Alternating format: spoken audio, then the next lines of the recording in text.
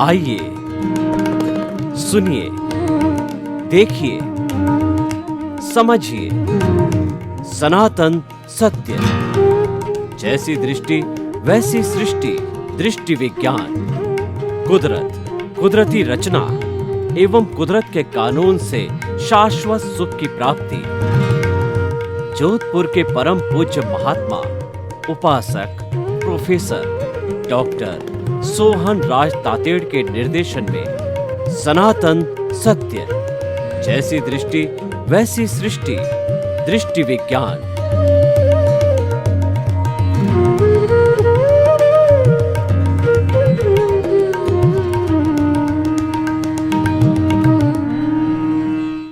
आज का हमारा अति उत्तम विषय है बुरी संगति के दुष्परिणाम। ऐसा कहा जाता है कि man is known by the company he keeps. व्यक्ति संगति से पहचाना जाता है। अगर आप अच्छे सज्जन व्यक्ति के पास बैठते हो, उसकी संगति करते हो, तो लोग अंकल लगाते हैं कि अच्छा व्यक्ति होगा। ये व्यवहार जगत का नियम है। और आप बुरी व्यक्ति के संगत में हो, दुराचारी है, व्यभिचारी है, जुहरी है, शराबी है, तो लोग अंकन करेंगे कि यह भी ऐसा ही होगा। इसीलिए हमें अपना सा संगत अच्छी रहनी चाहिए। तो इसीलिए कहा गया है कि संगत हमेशा साधु की करनी चाहिए, यानी सज्जन व्यक्ति की करनी चाहिए। सज्जन व्यक्ति जो है उसका गुण होता है सज्जनता। एक आपको उदाहरण बताते हैं कि एक सन्यासी था जो कि हमेशा तालाब पे जाता था पानी पीने के लिए, अपने हाथ वगैरह साफ करने के लिए। तो उसी समय एक बिच्छू आता था और उसको काट जाता था, लेकिन फिर भी जो है वह सज्जन व्यक्ति कोई भी प्रतिक्रिया नहीं करता था। एक युवक को देख रहा था कि जो है ये बार बार उसको जो है ये बिच्छू काट रहा है, सज्जन व्यक्ति कोई तरह की प्रतिक्रिया नहीं कर रहा है, क्या बात है। उसने जो है वो उन जो है वो संतों से पूछा, युवक ने, इसका क्या कारण है। तो संत ने बताया कि ये दुर्जन है, इसकी प्रकृति दुर्जनता है, काटना है। तो मैं जो सज्जन हूँ, मैं साधु हूँ, तो मेरी प्रकृति भी सज्जनता है, उसको सहन करना है। ये अपना गुण नहीं छोड़ रहा है, तो मैं अपना गुण है वो किस तरीके से छोड़ूं। तो इसीलिए क्या है कि हमेशा जो है व्यक्ति जैसा होता है वैसा वह अवश्य ही अपना गुण बताता है। देखिए, इसको हम इस तरीके से कह सकते हैं कि वस्तु साओ धर्म। वस्तु के स्वभाव को धर्म कहते हैं। अगर मान लीजिए कि अगर हम अग्नि के साथ में जो है हाथ डालेंगे तो हमारा हाथ जलेगा, क्योंकि अग्नि का जो स्वभाव है वह है जलाना, ताप देना है। उसी तरह से हम पानी में हाथ डालेंगे तो हमको शीतलता का अनुभव होगा, क्योंकि जो है वो पानी का गुण है शीतलता देना।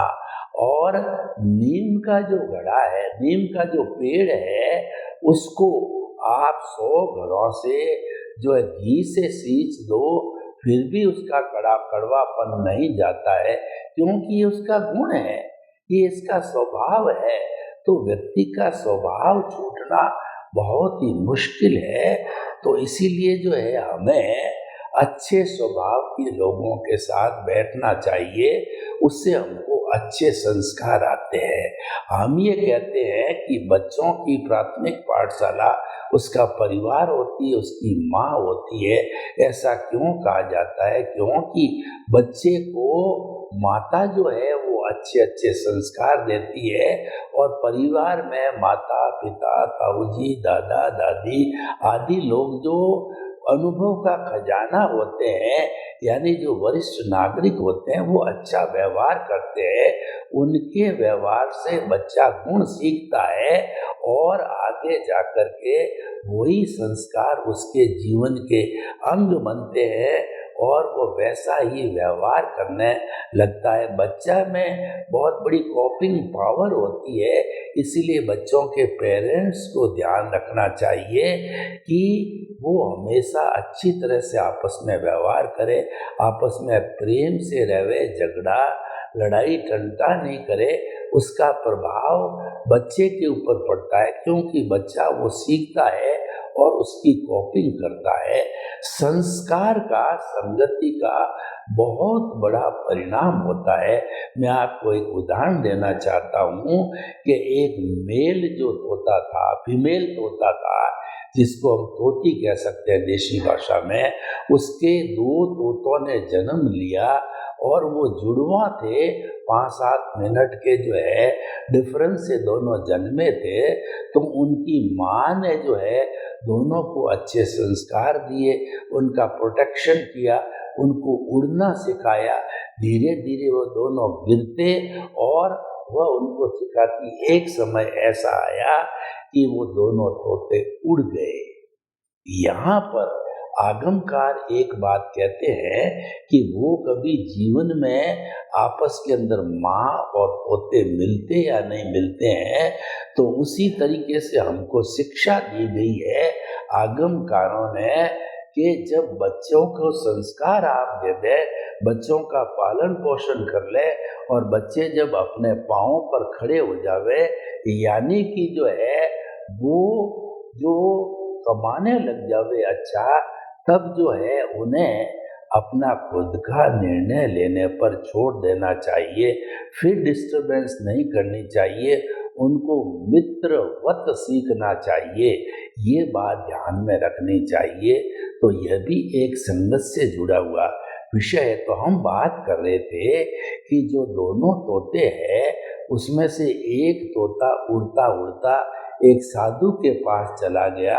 साधु ने उसको एक अच्छे से पिंजरे के अंदर बंद कर दिया और जो है उसको अच्छे संस्कार देने चालू किए कि और सिखाया उसको कि राम राम, प्रणाम, अभिवादन, वेलकम, आइए, बैठिए, ऐसी मधुर मधुर वाणी वह बोलने लग गया। और दूसरा जो तोता है वह अपने भाग्य से जो एक डाकू के हाथ में पड़ गया। डाकू ने भी जो है उसको एक पिंजरे में बांध दिया, उसको डाल दिया और उसको जो सिखाई, क्योंकि डाकुओं के हाथों मारा कूटा चलता है, तो वह सीख गया, मारिए, कूटिए, आइए, लूटिए, इसको जो है दबाइए। इस तरीके की वह जो है भाषा डाकुओं की भाषा बोलने लग गया। तो भाइयों बहनों, एक ही माँ के 2 तोते होने के कारण ये अलग अलग जो है उनको संगत का जो है असर पड़ा। एक को अच्छी संगत मिली, वो अच्छा बन गया, और दूसरे को जो है अच्छी संगत नहीं मिली तो वो अच्छा नहीं बन पाया। तो भाइयों बहनों, हम आपको क्या बताना चाहते हैं कि जो है व्यक्ति को हमेशा अच्छी संगत का ध्यान रखना चाहिए, क्योंकि अगर संगत हमारी बुरी हो जाती है तो बुरी संगत से जो है हमको उसके बहुत इफेक्ट है, वो गलत मिलने प्रारंभ हो जाते हैं। हमारा जीवन भी जो है वह तकलीफ पूर्ण हो जाता है। देखिए, संगत के असर हम आपको और बताना चाहते हैं कि जो है ये जितने महापुरुष हुए हैं, उन महापुरुषों के जो जीवन के अंदर बहुत कठिनाइयाँ आई, उनकी इतनी कठिनाइयाँ आई कि किसी महापुरुष के तो बचपन के अंदर उनकी माँ चली गई और किसी के पिताजी बचपन के अंदर चले गए और उन्होंने बड़ी कष्ट भरी जिंदगी जी कर के और आगे बढ़े, लेकिन वो हमेशा जो है इस सिद्धांत के साथ में रह गए कि struggle is life, life is struggle. तो ये जो है उन्होंने जब सिद्धांत सीखा तो वो महान बन पाए। तो इसीलिए जो है हमें अच्छी संगत करना चाहिए। अब सवाल ये है कि अच्छी संगत कहाँ से मिले। देखो, अच्छी संगत के लिए सबसे पहली बात है, हमारे विचार है वो सकारात्मक होने चाहिए। सकारात्मक विचार कब आएंगे? जबकि हम जो है अपने भीतर विराजमान शुद्ध आत्मा भगवान है उसको केंद्र में स्थापित करेंगे। हमारा जो शुद्ध आत्मा भगवान है जब केंद्र में आ जाता है तो वह गुणों की खान है, उससे ऑटोमेटिकली जो है हमारे विचार जो है ठीक होते रहते हैं, शुद्ध होते रहते हैं। क्योंकि जो है हमें उस आत्मा के स्पर्श के द्वारा या आत्मा की संगत से उसको केंद्र में रखने से उसके जो है अनंत ज्ञान, अनंत दर्शन, अनंत शक्ति, अनंत सुख का वो धाम है। तो उसके जो है वो गुण हमारे को स्पर्श करने लग जाते हैं। अच्छी संगत के लिए हमारे को अच्छी पुस्तकों का सहारा लेना चाहिए और जो अच्छी अच्छी स्वाध्याय की पुस्तकें हैं उनके अंदर अच्छे अच्छे जो है हमको विचार मिलते हैं, सकारात्मक विचार मिलते हैं। उन सकारात्मक विचारों की सहायता से जो है हम अपने जो है वो जीवन का बहुत बड़ा विकास कर सकते हैं। संगत के जो है बुरी संगत के दुष्परिणाम आपको बतावें, जैसे मान लीजिए कुछ लोग जो है वैष्णवी होते हैं और वो लोग उनका कोई स्वार्थ हो, ऐसी संस्थाएं हो, ऐसे जो है उनको प्रोडक्ट बेचने हो जिससे कि ज़्यादा से ज़्यादा है उनका जो है ये व्यसन की चीज़ें बिके। तो सबसे पहले वह क्या करते हैं कि कॉलेज के और टीनेजर्स के जो स्टूडेंट्स होते हैं उनको 10 दिन 15 दिन जो है वो फ्री बेचते हैं। तो फ्री बेचने पर धीरे धीरे उनके लत पड़ जाती है और उस लत के कारण जो है उनका निश्चित समय पर उसकी डिमांड करने लग जाते हैं। जैसे कि हमारे शरीर के भीतर एक बायोलॉजिकल क्लॉक होती है, वह सारा समय निर्धारित करती है कि अगर हमारे को हम बराबर समय समय पर जो है उसका उपयोग करते रहे तो निश्चित समय में वह चीज़ हमें उपलब्ध कराती। यानी कि अगर हम प्रतिदिन 12 बजे भोजन करते हैं तो 12 बजे बायोलॉजिकल क्लॉक है, हमारे शरीर के अंदर भोजन की आवश्यकता यानी भूख लग जाएगी, सोने का हमारा समय निश्चित होता है।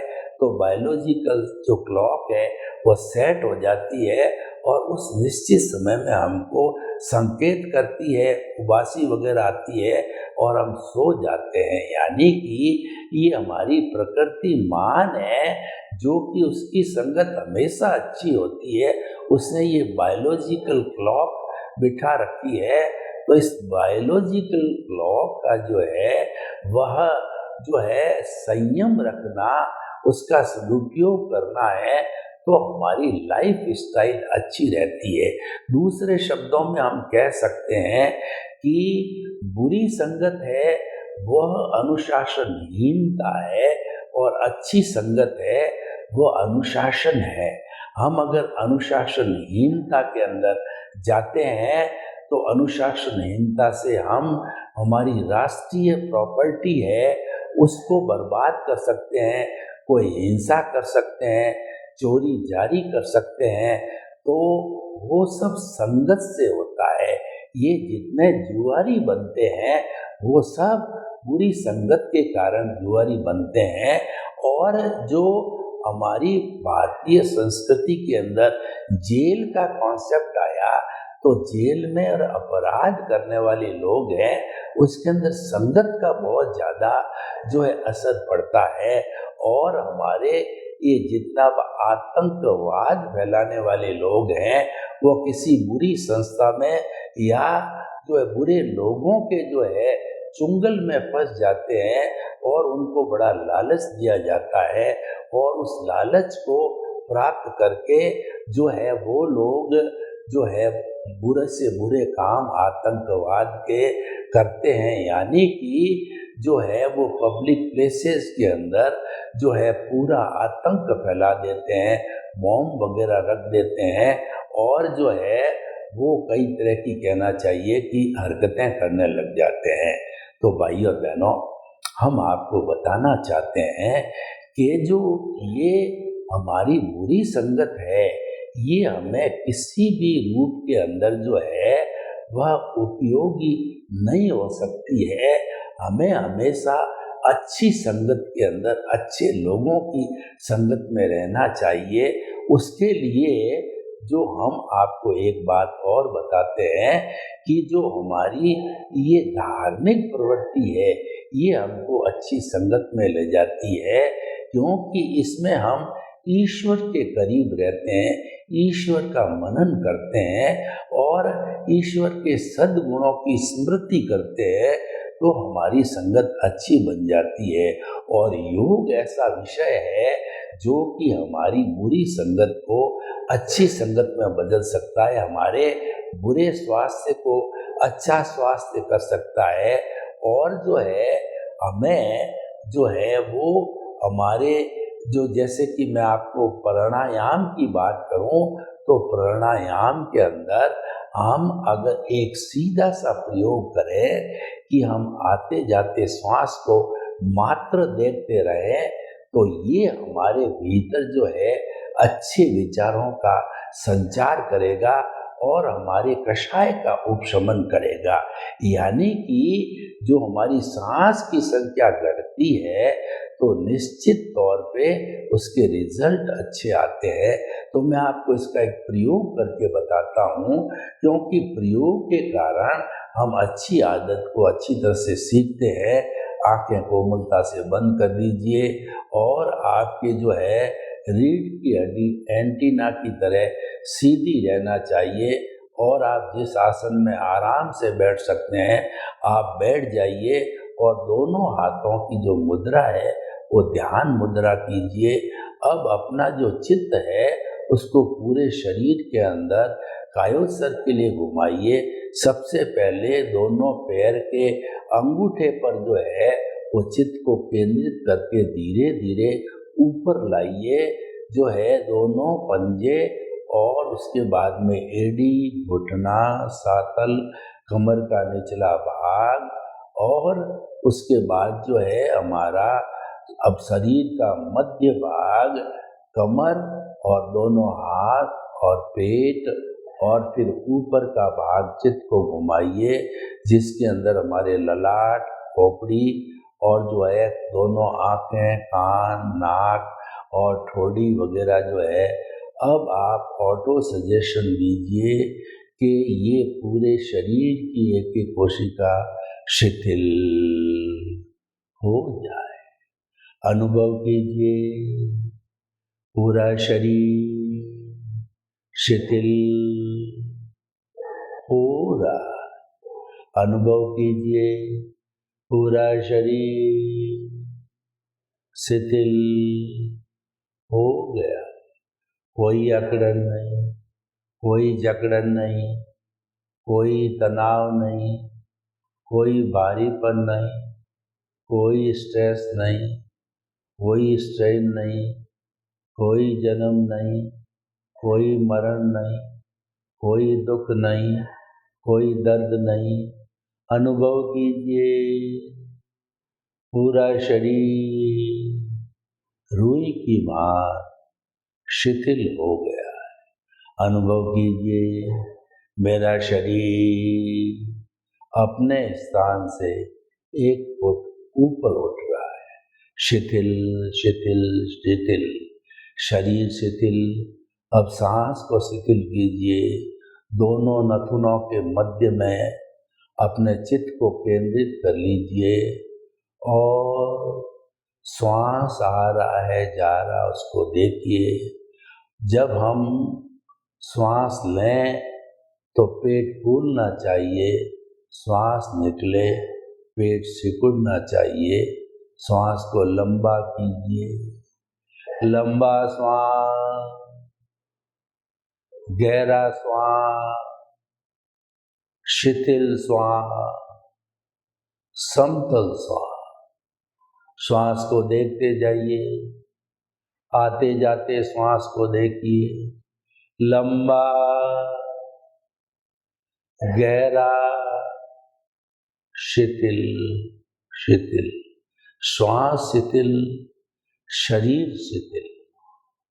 अब जो है हम अपने प्रभु के दर्शन करेंगे, यानी कि हमारा जो दोनों भ्रकुटियों के बीच का जो मध्य केंद्र है, आज्ञा चक्र है, दर्शन केंद्र है, वहाँ पर श्वास को खींच करके चमकते हुए गुलाबी रंग के परमाणुओं को खींचिए, अनुभव कीजिए। आज्ञा चक्र पर गोल चक्कर चमकते हुए गुलाबी रंग के परमाणुओं पे हो गया। भीतर जाइए, भीतर भीतर भीतर। कोई महापुरुष आता है तो बहुत से गेट बनते हैं सड़क पे, तो जाइए, गेट ही गेट, गेट ही गेट, गेट ही गेट। अब प्रभु के दर्शन होते हैं। जैसे कि शिव जी की 3 रेखाएं ललाट पर शिव भक्तों के होती है, तो सामने चमकती हुई रूपक के रूप में 3 पट्टियां नजर आ रही है। पहली चमकती हुई गुलाबी रंग की पट्टी जो हमें शांति देती है, तेजोलेशिया। दूसरा चमकते हुए हल्दी पीले रंग की पट्टी जो कि हमें आनंद की अनुभूति कराती है। और तीसरी एकदम ट्यूबलाइट की तरह चमकती हुई पट्टी जो है हमको प्योरिटी देती है, शुक्ल लेशिया है। ये हमें परमानेंट आनंद देती है, शाश्वत सुख देती है, आत्मा का स्पर्श कराती है। प्रभु के दर्शन हो रहे हैं, प्रभु का आशीर्वाद दीजिए, प्रभु के चरणों में बांट करके धन्यवाद दीजिए, प्रभु से आशीर्वाद लीजिए। प्रभु मैं आपको स्वतंत्र कराऊंगा, मुक्ति में भेजूंगा, आप मुझे आशीर्वाद दो, शक्ति दो, जागृति दो कि मैं आपको मुक्त करा सकूं। स्व से स्व का निरीक्षण कीजिए, सेल्फ रियलाइजेशन कीजिए, स्व परीक्षण कीजिए, स्व निरीक्षण कीजिए। अब धीरे धीरे आंखें खोलिए। प्रभु ने आपको आशीर्वाद दिया, वो आशीर्वाद आपकी हाथ की हथेलियों पर आ गया। उस आशीर्वाद को अपने सिर पे 3 बार लगाइए। इस तरीके का अगर हम प्रयोग करते हैं तो जो है निश्चित तौर पे हमारे को अच्छे गुणों की प्राप्ति होती है। यह भी सत्संग है, यानी कि जितना मेडिटेशन है वह मेडिटेशन हमारे शरीर के भीतर जो है एक तनाव मुक्ति लाता है, यानी कि जो हमारी बुरी संगत है वो हमारे विचारों को खराब करती है। तो व्यक्ति के अंदर हमेशा विचारों की जो है वो विधायक भाव होने चाहिए और बुरी संगत से हमेशा बचना चाहिए। कहा गया है कि बद अच्छा बदनाम बुरा, यानी कि अगर हमारी शक्ल सूरत काली हो तो कोई फर्क नहीं पड़ेगा, लेकिन क्या हम बदनाम नहीं होने चाहिए। बदनाम होने का अर्थ ये हो गया कि हमारे चरित्र पे कोई दाग पड़ता है। हमारी भारतीय संस्कृति चरित्र प्रधान है, चरित्र को बहुत ऊंचा स्थान दिया गया है और मुक्ति के जो 4 मार्ग बताए हैं, सम्यक ज्ञान, सम्यक दर्शन, सम्यक तप और सम्यक चारित्र। सम्यक चारित्र का अर्थ होता है अपने स्वरूप की जानकारी करना, अपने स्वरूप का स्पर्श करना और धीरे धीरे अपने स्वरूप को प्राप्त कर लेना। तो भाइयों और बहनों, ये जो सम्यक तप की बात है, ये हमारे जो है वो एक साधना के रूप में है और ये साधना हमारे तभी हो सकती है जबकि जो है हम अच्छे गुणों से आप्लावित होते हैं, हमारे विचार अच्छे होने चाहिए और जहाँ तक जो है हमारे अच्छे जीवन का संबंध है, अच्छा जीवन तभी बनता है जब प्राणी मात्र को हमारे द्वारा कोई कष्ट न हो, कष्ट न हो, कष्ट न हो। ये एक सकारात्मक भाव है। सकारात्मक भाव ऐसे आते हैं कि हम दूसरे के गुणों को देखें, अवगुणों को नहीं। अवगुण देखना हो तो अपने खुद के अवगुण देखना चाहिए। ये भी अच्छी संगत से जुड़ा हुआ विषय है और जो है हमारे मन में किसी के प्रति बुरे भाव नहीं आने चाहिए। ये सारा अच्छी संगत का प्रभाव होता है और दूसरा व्यक्ति अच्छे गुण वाला होता है। और तीसरी बात है, आदमी को विनयशील होना चाहिए। विनय अगर आ जाता है तो सारे गुणों की खान है वो प्राप्त हो जाती है। सर्वे भवन्तु सुखिनः, सर्वे सन्तु निरामया। लोग के जीवों को सुख मिले, शांति मिले, आनंद मिले, प्रेम मिले, सौहार्द मिले और हम सभी अच्छी संगति के साथ रह करके अपने अच्छे जीवन का निर्माण करें। आपके प्रति मंगल भाव।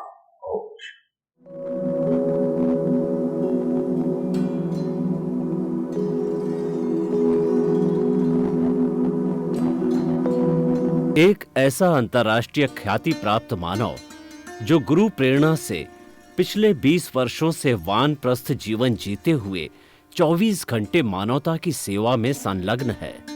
एक ऐसा मानव जो अभी राष्ट्रीय, अंतर्राष्ट्रीय टीवी चैनलों पर 7,500 एपिसोड के माध्यम से सनातन सत्य, आत्मविज्ञान एवं पुनरुत्थान, व्यवहार एवं निश्चय जगत के जीवनोपयोगी विषयों पर हृदय स्पर्शी प्रवचन कर चुका है। उस मानव का नाम है महात्मा उपासक प्रोफेसर डॉक्टर सोहन राज तातेड़। प्रोफेसर तातेड़ द्वारा योग, दर्शन, शिक्षा विषयों पर रचित पीएचडी स्तर के 250 शोध ग्रंथ भारत के 100 प्रतिष्ठित विश्वविद्यालयों में शोधार्थी पढ़ रहे हैं तथा वे सभी शोध ग्रंथ वहां की सेंट्रल लाइब्रेरियों में उपलब्ध हैं। महात्मा सोहन राज ने अभी तक हजारों स्कूलों, कॉलेजों, विश्वविद्यालयों एवं संस्थाओं में सेमिनार, वर्कशॉप, कैंप लगाकर लाखों विद्यार्थियों को योग, दर्शन, शिक्षा का प्रशिक्षण देकर उन्हें सुसंस्कारित किया। डॉक्टर तातेड़ ने भारतीय संस्कृति उत्थान के 4000 से अधिक समसामयिक विषयों पर आर्टिकल लिखकर ऑनलाइन जर्नल, पत्रिकाओं, वेबसाइट्स पर प्रकाशित किया, जिसका उपयोग लाखों पाठक कर रहे हैं। उपासक तातेड़ के 5000 से अधिक आज का सुविचार, आज का शुभ संदेश, आज का मंगल भावना योग आदि चिंतन websites, Twitter, blogger, Facebook, YouTube माध्यमों से लाखों लोग अपना जीवन निर्माण कर रहे हैं। मानवता के मसीहा ऐसे महामानव महात्मा सोहन राज तातेड़ के प्रोफाइल को अभी तक विश्व के 20 लाख दर्शक यूट्यूब पर, 12 लाख गूगल पर एवं लाखों दर्शक फेसबुक, ब्लॉगर, ट्विटर और इंस्टाग्राम पर देख चुके हैं।